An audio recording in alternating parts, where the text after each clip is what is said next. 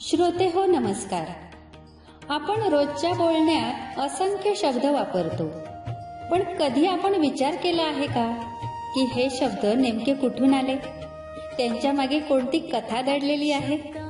चला तर मग ऐकूया. श्री सुरेश शामराव ठाकूर लिखित शब्दांच्या पलीकडले या आगळ्या वेगळ्या पुस्तकाचा शब्द प्रवास. शब्दांची ही सफर ऐकताना तुम्हालाही आपल्या मराठी भाषेची समृद्धी, वैभव, सौंदर्य आणि तिच्या मागचा संस्कृतीचा ठेवा नव्याने जाणवेल. चला तर मग या सुंदर आणि रंजक शब्द प्रवासाला सुरुवात करूया. शब्दांच्या पलीकडले. शिक्कामोर्तब.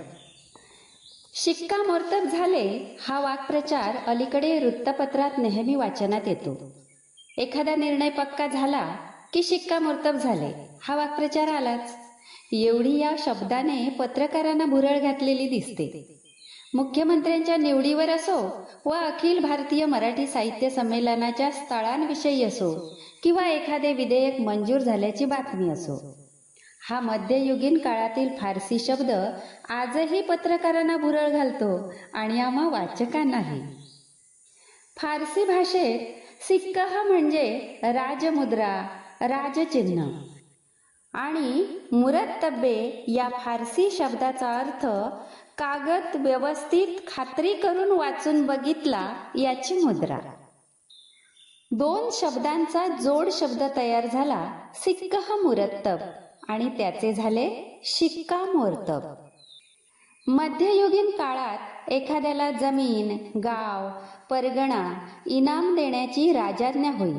त्यावेळी त्यावर प्रथम सिक्का उमटवण्यात येई. त्यानंतर ती कागदपत्रे राज्याच्या सचिव मंत्र्याकडे जात असत. सचिव मंत्री ते कागद पुन्हा मुरत्तब झाला याची खात्री करीत. त्या कागदांवर मोर्तबाची मुद्रा उमटवली जाईल. त्यानंतरच ते आज्ञापत्र तयार व्हायचे.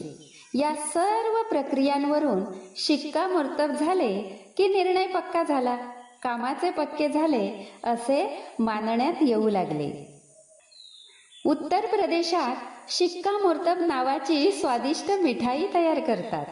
खवा, वेलची, साखर, दूध यापासून ती तयार करतात. ही मिठाई विशेष आनंदाच्या प्रसंगी एकमेकांना भरवली जाते असे सांगतात. कदाचित त्यांना अपेक्षित निर्णयावर शिक्कामोर्तब झाल्यावर ती वाटत असावेत. मित्रहो, 3 ऑक्टोबर 2024 रोजी आमच्या मराठी भाषेला अभिजात भाषेचा दर्जा देण्याच्या निर्णयावर केंद्रीय मंत्रिमंडळाने शिक्कामोर्तब केले. त्याच दिवशी आम्हा मराठी वाचकांची तोंडे मिठाई शिवायही गोड झाली. मित्रहो, शब्दांचा प्रवास कधीच थांबत नाही, कारण शब्दांच्या पलीकडेही एक सुंदर जग दडलेले असते. पुन्हा भेटू अशाच एका नवीन शब्द प्रवासासह.